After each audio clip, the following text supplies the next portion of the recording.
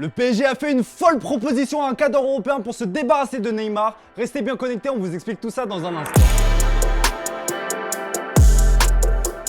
Bonjour à toutes et à tous et bienvenue dans ce nouveau JT Foot Mercato. Entre Neymar et le PSG, c'est très tendu. Le Brésilien veut rester dans la capitale, mais les nouveaux décideurs parisiens ont d'autres plans pour lui. Recruté pour 222 millions d'euros au Barça en 2017, Neymar est loin d'avoir répondu aux énormes attentes placées en lui. Le Brésilien a même vu dernièrement son coéquipier Mbappé passer devant dans la hiérarchie. Avec le Français au sommet et un Lionel Messi dans l'effectif, le numéro 10 parisien n'est plus considéré comme un indispensable. Problème, le PSG galère à s'en débarrasser. Le joueur a récemment prolongé jusqu'en 2027 et touche pas moins de 30 millions d'euros dans la capitale. Ce dernier est déterminé à rester, ce qui n'est pas du goût des dirigeants. D'ailleurs, selon les informations du Parisien, le club francilien a approché Manchester City ces dernières semaines afin de proposer Neymar en échange d'un joueur. Le nom de Bernardo Silva a été cité par le quotidien régional, une proposition qui a cependant été refusée par les Sky Blues. Si les propos du nouvel entraîneur Christophe Galtier au sujet de la star brésilienne faisaient penser qu'il comptait sur lui, en haut lieu ce n'est visiblement pas le cas. Question du jour les amis, selon vous le PSG doit-il se débarrasser de Neymar? Comme d'habitude on attend vos avis dans les commentaires. Hier je vous demandais qui serait le successeur idéal à Robert Lewandowski, et bien c'est plutôt mitigé. Certains pensent que CR7 peut faire l'affaire à court terme, mais l'option Harry Kane serait plus logique pour l'avenir. Chez les Gones, ça commence à s'activer, l'Olympique Lyonnais multiplie les pistes dans sa quête d'un futur latéral gauche. Emerson retourné du côté de Chelsea, la formation présidée par Jean-Michel Aulas s'est donné comme objectif de recruter un latéral gauche. D'autant qu'un autre départ à ce poste n'est pas à exclure. Envoyé à la réserve, Youssouf Koné se cherche un nouveau point de chute.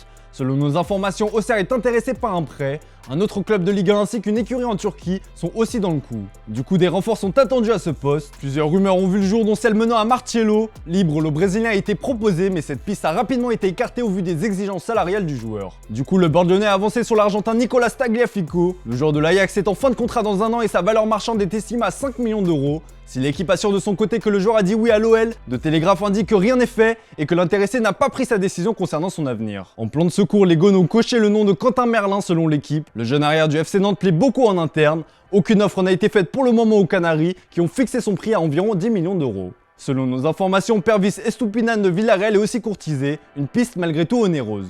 Si ça commence sérieusement à bouger dans le sens des arrivées, ça s'active aussi dans le sens des départs. Et pour Lyon, il faudra peut-être aussi se renforcer à droite. Léo Dubois n'est plus en odeur de sainteté chez le club rhodanien et serait tenté par une expérience à l'étranger, et c'est vers la Turquie qu'il se dirige. Selon nos informations, Galatasaray accélère dans ce dossier.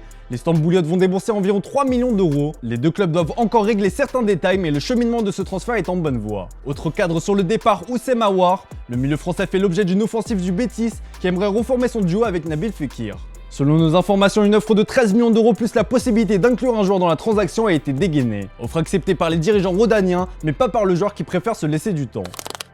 Et chez l'autre Olympique, le mercato commence aussi à s'emballer. Hier soir, l'Olympique de Marseille a annoncé l'arrivée du Colombien Luis Suarez, un poste qui a été l'une des priorités du club phocéen. En défense, le Lensois Jonathan Klaus est désiré, mais l'affaire semblait mal embarquée en raison des demandes financières des 100 et or. Finalement, l'international tricolore devrait bien débarquer sur la Canebière. Cette nuit, plusieurs médias ont annoncé qu'un accord total avait été trouvé entre les deux clubs, une information que nous sommes en mesure de vous confirmer. Le montant de l'opération sera d'ailleurs de 7,5 millions d'euros plus des bonus, qui pourraient faire grimper la note au-dessus des 10 millions d'euros. Jonathan Klaus est attendu à Marseille demain pour passer sa visite médicale. Autre international français dans le viseur, Jordan Veretout, mais là ça se complique puisque selon nos infos, l'AC Milan va faire une offre pour le milieu de l'AS Roma. Son prix est estimé entre 15 et 18 millions d'euros d'après la presse italienne.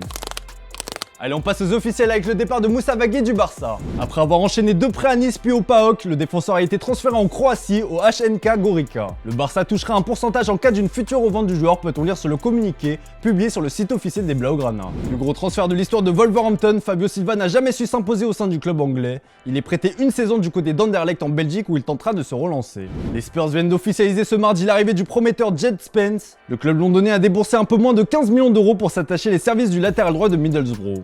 C'était dans l'air, c'est désormais officiel, le Bayern Munich a annoncé l'arrivée du Batave Matthijs de Ligt. Le club munichois a cassé sa tirelire pour s'offrir ses services. Coût de l'opération environ 80 millions d'euros, soit le transfert le plus cher de l'histoire du Bayern Munich à égalité avec Lucas Hernandez.